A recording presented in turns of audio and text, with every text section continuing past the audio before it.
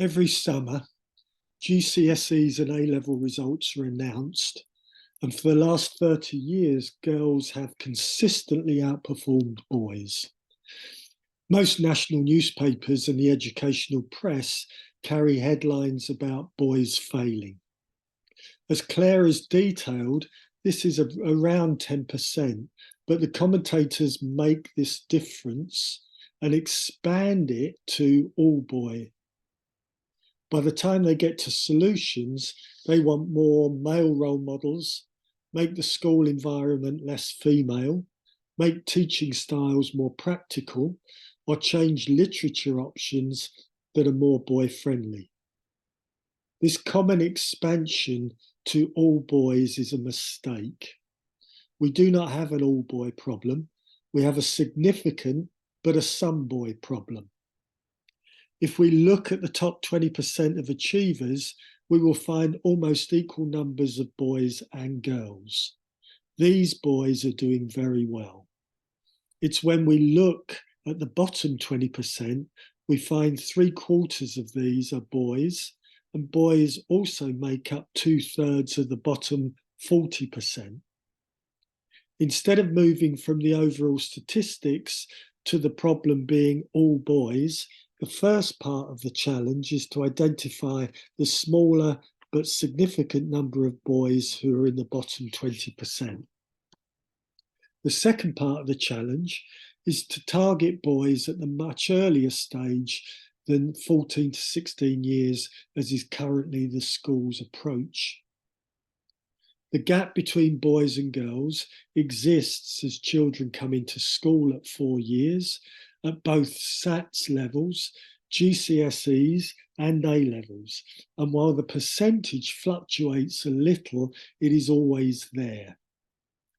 Back in 2008, we were increasingly being asked to work in primary schools, and to inform our targeting, we identified 20 boys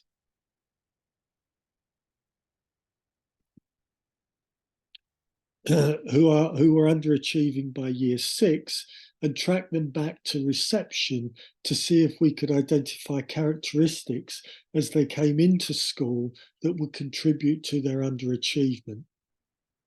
Around the same time, we were excited by the developments in brain imaging and plasticity. Neuroscientists were showing how our brains were able to form habits that could be enhanced or changed by repetitive behaviours, especially in young children.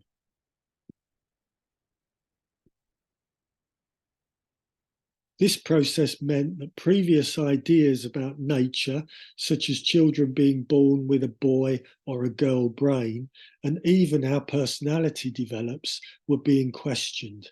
In fact, plasticity questioned the fixed nature of many behaviours previously thought to be inherent.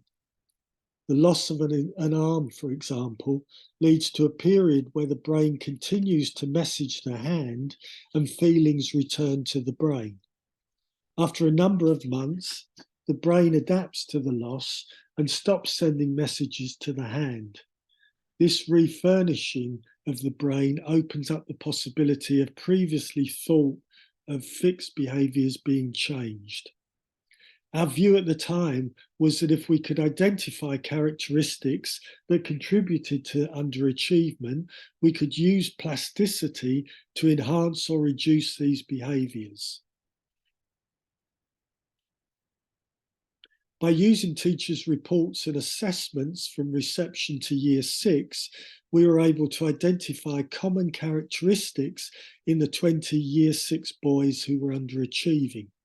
The most common characteristics were lower language and communication skills, both low vocabulary and a willingness to use it, reluctance to follow instructions, either too much no or an unwillingness to follow class instructions such as everyone line up please, too much physicality, trouble sitting still and preferring to be outside than at a desk, too much emotion, easily upset and in dispute with others, as well as unable to stick with a task without tipping into emotion.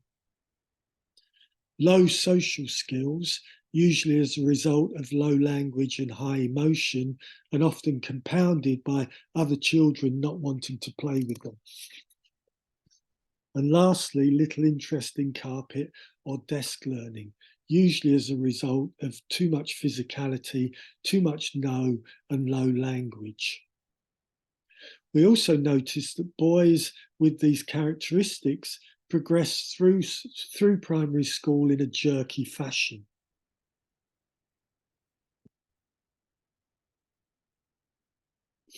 While even underachieving girls were more likely to progress slowly but more methodically.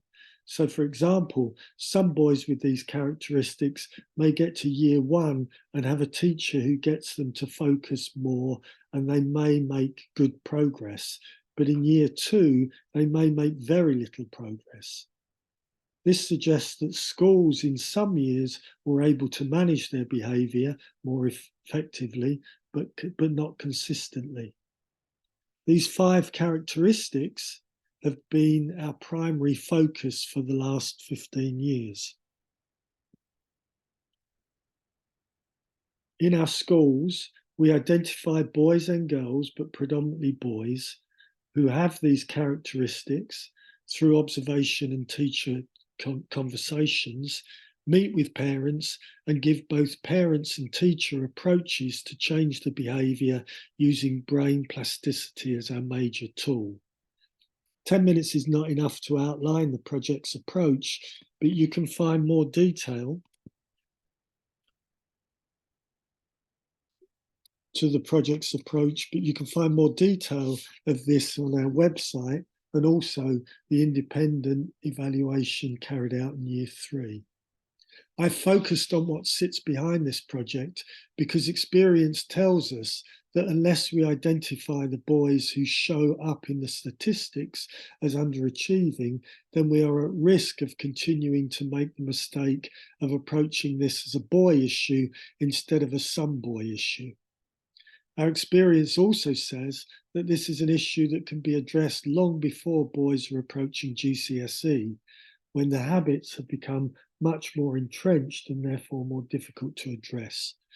At this early stage of the APPG on boys' educational underachievement, I would strongly encourage members to start from a some boy position as well as looking for the earliest intervention. The more common all boy approach and last minute interventions have failed to make any significant impact on this long standing problem. Thank you.